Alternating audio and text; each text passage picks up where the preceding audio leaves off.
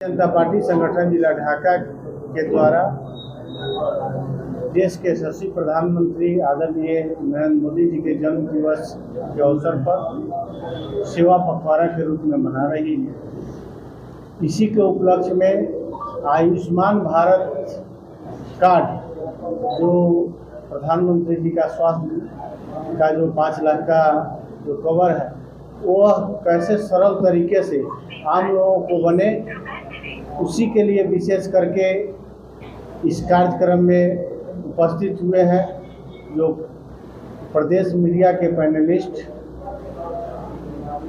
सुमित शशांक जी हम लोगों के बीच में हैं। इस कार्यक्रम में जिला के प्रभारी अभिभावक और शिवहर के पूर्व विधायक बड़े भाई ठाकुर रत्नाकर जी और ढाका के लोकप्रिय विधायक बड़े भाई पवन जायसवाल जी इस कार्यक्रम में उपस्थित है।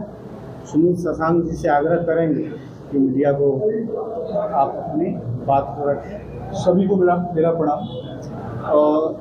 मैं सीधा विषय पर आता हूँ क्योंकि विषय जो है थोड़ा लंबा है और इसको समझने की आवश्यकता है, क्योंकि जब तक हम सभी ग्रामीण परिवेश से आने वाले लोग और अगर हम इन विषय को नहीं समझते तो आम जनता के बीच में ग्रामीण परिवेश से आने वाले जो लोग हैं उनके बीच में विषय जो है वो सही तरीके से प्रस्तुत नहीं होता है।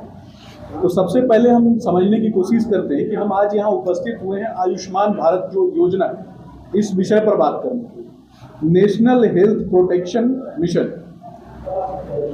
इसमें समझने की आवश्यकता है कि अगर कोई भी व्यक्ति बीमार होता है और बीमार होने के बाद अगर उसके पास इंश्योरेंस नहीं है तो उस स्थिति में वह व्यक्ति जो है वो अपने पॉकेट पे उसकी डिपेंडेंसी होती है और पॉकेट पे डिपेंडेंसी होने के कारण अगर उसके साथ अगर छोटा ऑपरेशन भी होता है उस ऑपरेशन के दौरान अगर छोटा ऑपरेशन होता है तो उस ऑपरेशन के दौरान वो व्यक्ति अगर मान लेते हैं कि गरीबी रेखा से थोड़ा सा ऊपर है और गरीब है तो इस स्थिति में उस व्यक्ति का गरीबी रेखा से नीचे आ जाना जो है वो संभव है। इस स्थिति में वह व्यक्ति अगर ग्रामीण परिवेश से है तो साहूकारों के चंगुल में भी फंस सकता है।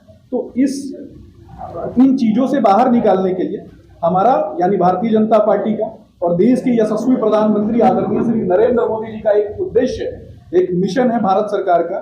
इसके तहत जैसे आपने देखा होगा कि अगर आप कोई भी इंश्योरेंस लेते हैं यानी हेल्थ इंश्योरेंस लेते हैं तो इसमें आपको प्रीमियम जमा करना पड़ता है, परंतु आयुष्मान भारत एक ऐसी योजना है जिसके तहत आपको कोई भी प्रीमियम जमा नहीं करना होता।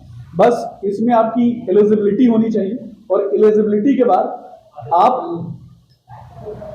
अगर आपके पास कार्ड जो है वो बन पाता है तो उसके बाद आप 5 लाख तक कोई भी परिवार अगर किसी भी व्यक्ति के परिवार में एक या एक से बढ़कर 5 या 5 से ज़्यादा लोग हैं तो भी उसकी एलिजिबिलिटी जो है वो 5 लाख तक अपने परिवार के लोगों का इलाज देश के किसी भी कोने में किसी भी हॉस्पिटल में जो आयुष्मान भारत योजना से संलग्न है वो वहाँ करवा सकते हैं।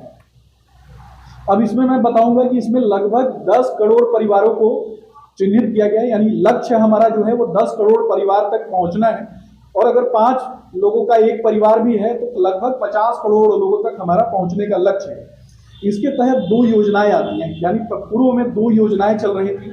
उन 2 योजनाओं को मैं बताऊंगा कि राष्ट्रीय स्वास्थ्य बीमा योजना और senior citizen health insurance scheme जो है वो ऑलरेडी पहले से केंद्र सरकार के द्वारा चलाई जा रही है, लेकिन आज यह आयुष्मान भारत के तहत यानी आयुष्मान भारत जो है एक अम्ब्रेला योजना के तहत कार्य करेगा और ये दोनों स्कीम जो है इसके अंतर्गत आ जाएगी। अब हम चुनाव कैसे करेंगे, एक और विषय है कि अब हम चुनाव कैसे करेंगे कि कोई व्यक्ति इस दायरे में आता है कि नहीं आता है। तो इसके लिए सोशियो इकोनॉमिक कास्ट सेंसस जो है इसके माध्यम से चुनाव किया जाएगा। ऐसे साधारण भाषा में मैं बताऊं तो आयुष्मान के आप ऐप पे जाएंगे, वहां आप चेक करेंगे कि आपकी एलिजिबिलिटी है कि नहीं, तो उसके बाद वो पता चल जाएगा। देखिए एक विषय और समझने की आवश्यकता है कि 2008 में श्रम मंत्रालय के द्वारा एक योजना लाई गई थी जिसमें 30,000 रुपए तक कोई भी व्यक्ति अपने परिवार का इलाज करा सकता था, यानी 5 व्यक्ति तक 30,000 रुपए में वो इलाज करा सकता था पर एनम। लेकिन उस योजना को बढ़ा करके ये योजना जो है 2008 में कांग्रेस के सरकार में आई, परंतु भारतीय जनता पार्टी ने देखा कि व्यक्ति का स्वास्थ्य सबसे जरूरी है। हम सभी भारत माँ की संतान हैं, तो भारत माँ के सभी बच्चे जो हैं उन सभी का स्वास्थ्य जो है और उनकी जो आर्थिक जरूरतें हैं ये सबसे महत्वपूर्ण। तो इन विषयों को ठीक करने के लिए 2016-17 में इस योजना को आयुष्मान भारत अम्ब्रेला योजना के तहत लेकर के आया गया, और आयुष्मान भारत अम्ब्रेला योजना के तहत आने के बाद या इसके तहत 5 लाख का जो कवरेज है प्रत्येक व्यक्ति को प्राप्त होगा। इसके तहत लगभग 3 करोड़ 63 लाख लोग लाभान्वित हुए। इसके आगे मैं बताऊंगा कि राष्ट्रीय स्वास्थ्य बीमा योजना के तहत एक डाटा भी मैं प्रस्तुत करूंगा कि 278 जिलों में 8,697 केंद्रों पर 2016-17 में लोगों ने इलाज करवाया। और एक और चीज समझने की आवश्यकता है कि जब कभी भी हम इलाज करवाने जाते हैं तो प्राइमरी, सेकेंडरी और टर्शियरी, ये 3 क्षेत्र जो हैं ये सबसे महत्वपूर्ण होते हैं कि हम अपना इलाज जो है इस तरीके से होता है, यानी प्राथमिक उपचार और उससे ऊपर प्राथमिक उपचार समझाने की आवश्यकता नहीं है। इसके बाद अगर कोई व्यक्ति मान लेते हैं कि टाइफाइड से ग्रसित है या किसी अन्य बीमारी से ग्रसित है, 7-8 दिन में अगर वो ठीक हो सकता है, उसका हॉस्पिटलाइजेशन होता है, उसके बाद वो व्यक्ति वहां से ठीक होकर आ जाता है। उसके बाद टर्शियरी यानी कि किडनी कैंसर, इस प्रकार की जो बीमारियां होती हैं वो। तो इस योजना के तहत सेकेंडरी और टर्शियरी जो कवरेज जो है वो प्रदान किया जाएगा। इसके अलावा इसमें किसी व्यक्ति की उम्र भी मायने नहीं रखती है और परिवार की संख्या भी मायने नहीं रखती है। इसके बाद मैं एक चीज और बताऊंगा, इस योजना में सबसे महत्वपूर्ण विषय क्या है कि प्री एंड पोस्ट हॉस्पिटलाइजेशन, यानी कि मान लेते हैं कि हम ग्रामीण परिवेश में किसी गांव में रहते हैं और गांव में अगर रहते हैं तो गांव से जा करके हमें मान लेते हैं कि किसी बड़े शहर में जाना है इलाज कराने के लिए, तो जाने का टोटल खर्चा, इलाज के बाद आने का खर्चा एक कैप के माध्यम से प्रदान किया जाएगा। यानी इस योजना में विभिन्न चीजों के लिए, विभिन्न बीमारियों के लिए, ट्रांसपोर्टेशन के लिए सरकार के द्वारा एक कैप निर्धारित किया गया है। उस कैप के अंतर्गत जो भी राशि आती होगी वो राशि विभिन्न चीजों के लिए प्रदान की जाएगी, ताकि जब कभी भी आप किसी बड़े हॉस्पिटल में जाते हैं तो वहां घोटाला नहीं हो सके। इसके आगे मैं, हालांकि थोड़ा और लंबा है लेकिन मैं इसको सीमित करना चाहूंगा। देखिए, कई राज्य जो हैं उन्होंने इस योजना को नहीं अपनाया है, खास करके जो भारतीय जनता पार्टी से जुड़े हुए राज्य नहीं है, उन्होंने अपनी आम जनता के लिए, अपने जो उनके जो नागरिक, राज्य के जो नागरिक हैं उनके हितों के लिए उन्होंने नहीं सोचा। भारत सरकार ने उनके हितों के लिए सोचा। देश के यशस्वी प्रधानमंत्री आदरणीय श्री नरेंद्र मोदी जी ने उन लोगों के लिए सोचा। बंगाल जैसे जो राज्य हैं उन लोगों ने इसे अपनाने के लिए इनकार किया, ताकि वो 2म दर्जे की जो उनकी मानसिकता है उससे अभी तक निकल नहीं पाए। इसके अलावा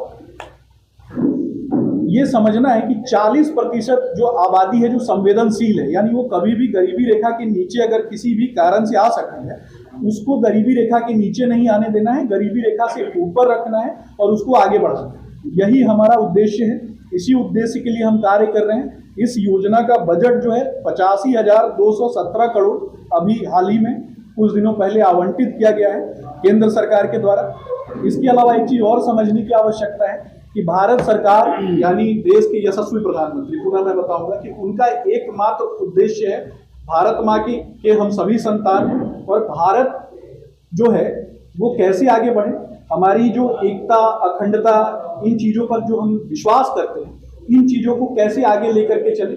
मूलभूत सुविधाएं जो हैं, यानी आपने देखा होगा कि कोरोना काल में 80 करोड़ से भी ज्यादा लोगों को फूड सिक्योरिटी जो है वो मुहैया कराया गया। क्यों कराया गया? क्योंकि बहुत सारे लोग जो है उस टाइम जॉब नहीं कर पा रहे थे। तो इसलिए भारत सरकार के द्वारा हमारे जो FCI के गोदाम उसमें इतना अनाज भरा हुआ था कि 2 वर्षों तक भी अगर हमारे देश के तमाम नागरिकों को वह अनाज मुहैया कराया जाए, ग्रामीण परिवेश से और जो निचले तबके पर जो लोग खड़े थे, अंतिम पायदान पर जो खड़े थे, तो अंत्योदय के लिए प्रतिबद्धता के साथ अगर किसी ने आगे बढ़कर कार्य किया तो वह हमारे प्रधानमंत्री, हमारे दल के यशस्वी नेता आदरणीय श्री नरेंद्र मोदी जी का योगदान रहा। इन्हीं बातों के साथ मैं समाप्त करूंगा। और एक चीज मैं आपको और बताऊंगा कि हम इस योजना के तहत कैसे रजिस्टर करें, इसकी एक सूची हमारे पास है। ये मैं आदरणीय अध्यक्ष जी के माध्यम से आप सभी को उपलब्ध कराऊंगा। धन्यवाद।